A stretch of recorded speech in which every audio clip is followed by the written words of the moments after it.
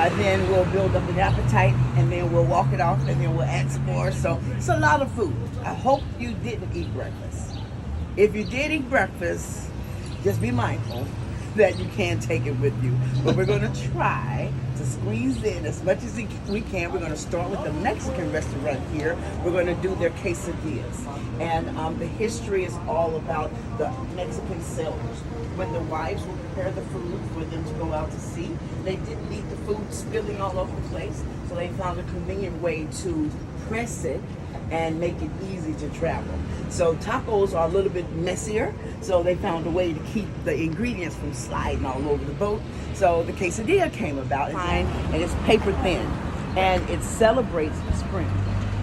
So all of the orange carrots and all of the green vegetables will be put in the spring roll. I'll go get the food. It's the only way I'll be in the movie. Oh. Leave it. They come This is a spring roll. to one. Yes, this is a spring roll. Thank I told them to wrap them individually in case you wanted to take it with you. Thank you. Voila.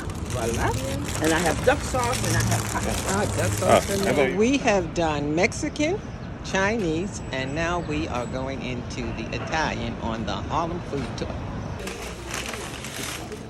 Garlic rolls. So these are the garlic knots. And this came about after World War II. The soldiers and all of the people come back from World War II, and they love this pizza that they had when they were in Europe. They come back home, they're making pizza, but they have a lot of leftover dough. And it just seems like a sin after the Great Depression to throw away food. So we have all of this onion, all of this garlic, all of this butter. Why don't we just find something to do with these scraps? And that's how you got garlic knots. Longer than anticipated, but after about 50 to 60 years, here comes the Arabs. And we want to break away from England altogether. So that's how you got the American Revolutionary War. So the American Revolutionary War breaks out. One general, we all know him, he was on the $1 bill, General George Washington, could not win a battle to save his life. He lost 7 consecutive battles before ever winning one. Which battle do you think gave George Washington his first victory of the American Revolutionary War? Oh yeah, right here. New York? Battle of In the Harlem Heights. In the Oh, okay, Heights. really? In the Heights. There you go. Is on September the 16th, 1776, and Harlem has been popping ever since. Now in the 1800s, and what about slavery? Was there New York in slavery? You better believe it. 1827. That is the year slavery is abolished in the state of New York. Before 1827, 1 in 5 New Yorkers was an enslaved African. 1 in every 2 households benefited from free slave labor. 1827 happens. If you ever saw the movie 12 Years a Slave, or if you ever read that book, That was a good one. you know where I'm going with this. Any given moment. Are you stung? Oh no. Any given moment, as a free Negro, you can be captured and sold to Mississippi, Georgia, Kentucky, Louisiana. Now this is taking place in the financial district. So once slavery is abolished, it's no longer safe for African Americans to walk around. So you know what we're going to do? We're going to pack up and move as far away from our former oppressors as humanly possible. So they're going to go through what is known as Chinatown, Little Italy, Greenwich Village, Times Square, Columbus Circle, settling in what is the heart of Central Park. That's 85th Street. Yes, Seneca Village. What's that? You said the former oppressors in those locations? Say that again? The former oppressors in those locations? When I say former oppressors after slavery is abolished. 1827. Yeah, that's right. 1827. Yeah, 1827. I like history. I love history. So now that the African Americans are free, they don't want to be with their former oppressors. They're going to go all the way up to what is Central Park today. And they're going to build 2- and 3-story brick houses, churches, schools. Mind you, down south, blacks are still treated like cattle, having to work day or night under the threat of violence, separation, or death. In New York, they're free. Not only are they free, their reading and writing, which is very important to note. Down south, there are laws that forbid you from ever teaching a slave how to read and write. In New York, blacks are reading and writing. There's a TV show that's on right now. It's called The Gilded Age. The Gilded Age. Oh my God, it's the best TV on HBO. It talks about the Vanderbilts, the Rockefellers, the Cartiers, the Whitneys. It also talks about the educated, wealthy black families that were never enslaved. The character is played by Audra McDonald, who is about to probably break history at the Tonys. At the Tonys next Sunday. To possibly win 7 Tonys. No one has ever won 6, and she has 6. So she's about to possibly win 7, but she already broke history having 11 nominations. She plays the mother. So that's in Weeksville, Brooklyn. So when you go to Brooklyn, you can visit the houses of Weeksville. So Harlem, How do you spell that? Weeks Just like it sounds. Vill. Just like it sounds. just like it sounds. Weeksville, Okay, have you been there? Brooklyn. Have So you the guys been there? No. Yep, so they have displays, they have all type of plays, and they have debates all year. They have a full calendar. So when Central Park had eminent domain, which is still legal to this day, it allows you to snatch private property, do whatever you want. That is when Central Park stretched from 85th Street all the way up to 110th Street. And that's where we are right now, and that's where Harlem begins. Harlem starts from 110, goes all the way up to 155th, spanning from river to river. Hands down, Harlem is by far the largest community in Manhattan. Dividing us from New Jersey, Hudson River. Dividing us from Queens, East River. Dividing us from the boogie down Bronx is the Harlem River. 336,000 people live in Harlem, and all 336,000 contacted me and told me to tell you to enjoy your tour. Off to Harlem we go. I'm just thinking you can come 5 o'clock in the morning after a night of partying or whatever you're doing, arriving from LaGuardia Airport, grab your chopped cheese, and we'll grab a chopped cheese and a soda or a juice. They have seating in that, so you'll see the best place to go. Going in for Harlem chopped cheese and So you're going to see it here.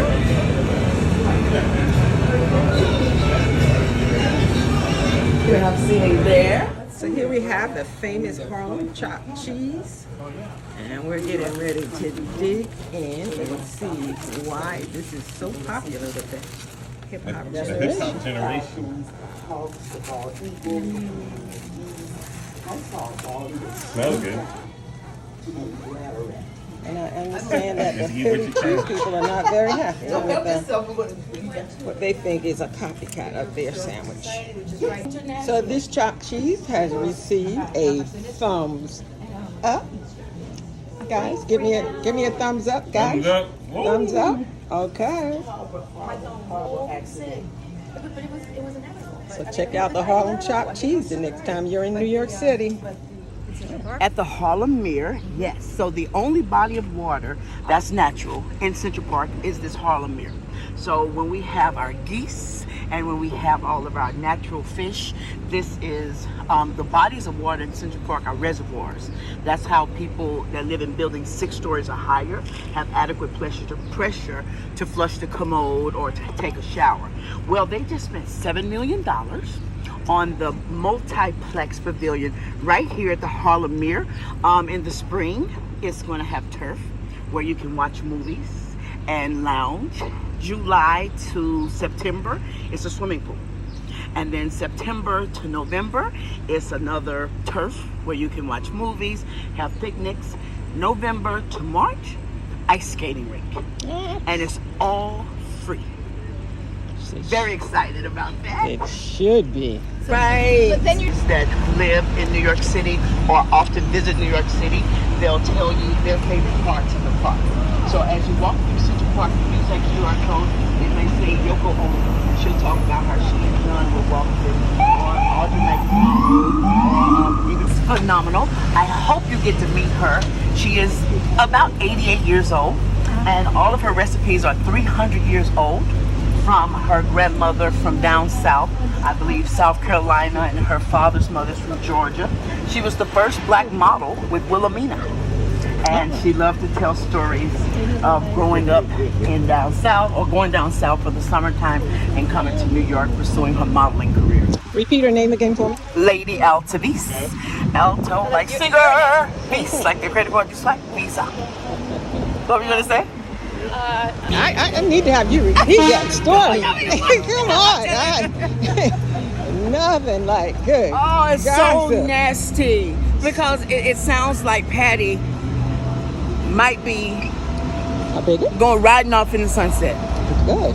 based on the culture of the community today. And she's a legend. She is. But I don't see. You don't, just because somebody else is a legend doesn't mean you can't be a legend. And this is There's room for this is everybody. what broke my back. Patty LuPone says, first of all, I don't even know this bitch. Last time I checked, she's only been in 11 musicals. I have been in 36. Oh, wow. Do you want to talk about the opportunities you get because you are a white woman and the lack of opportunities she gets because she's a black woman? You're no more talented. You just have opportunity. Girl, you better change your tone, Miss Patty. You're finna get in trouble, girl. Time to get the signs out. Right before the Tony, and you know the Tonys are eating this up because this is just going to get everybody talking about it and riled up. But you hate for a person like Patty LuPone to be on the receiving end of this rap. She brought it on herself. I'm sorry. You sound like Spike Lee. Spike Lee said the same thing. Yeah. She brought this on herself. Yeah. You know, the other thing about Audra, and by the way, I would never disagree with you. No one says anything this bad behavior. Got a big mouth. Big mouth. You put your foot in your mouth this time. And now her cast has signed a petition. Two. 500 people What do they want? to discipline her Oh, for her behavior. I thought maybe they wanted to Have her replace- sit the Tonys out. So you can't fire her. But But you know what, though? She actually, when it's a huge I would have loved to have given Miss Mamie a review, but she is closed. We are at Sylvia's restaurant. You know what this is? Since our location was closed, we have now diverted to Sylvia's. Grew up with, but I see the original sign is still there.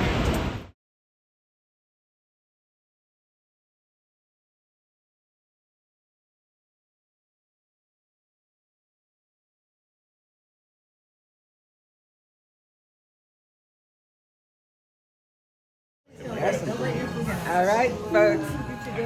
Thumbs Fine up. dining experience. Mother pork chops. Collard greens. And you ought to smell these livers. I've never been big on chicken livers for some reason. Even liver.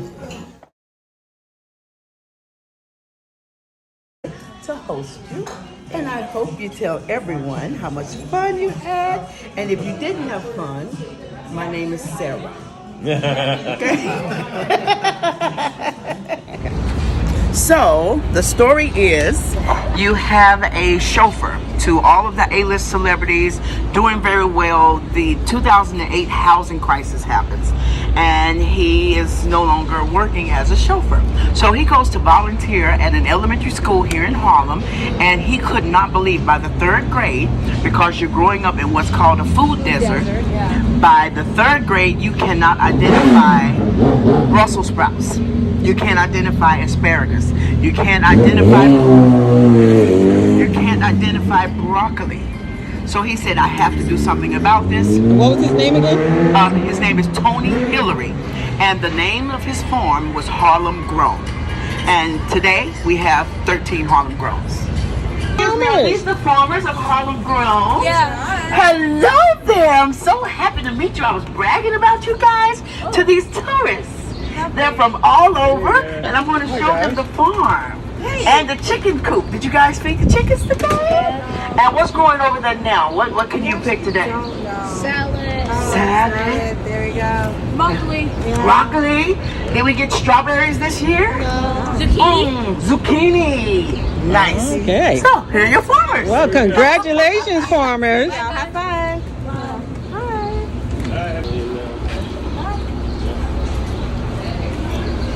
And you can come and you do yoga. And you can see the farmers there with their little fingers in the carrots. And they teach them all about the marigolds, how the marigolds protect the food from the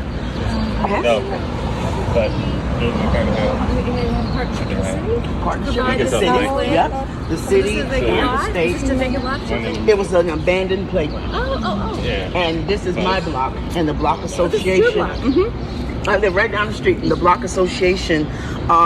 We complained about how the slide would be scalding hot because it was sitting in the sun. And sometimes the nails would be rusty. So we were like, instead of trying to upgrade the playground, sure, you can have a garden here. So this level, that's the hydroponic gardening system, the only 2-story. It was a gift from Copenhagen, the only one in America.